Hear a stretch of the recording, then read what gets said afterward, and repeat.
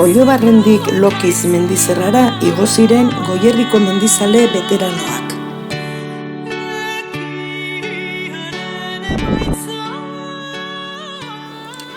Goi Lautada eta Mendilerreko amildegietatik bertako paisaia zoragarriez gozatuz ibili ziren.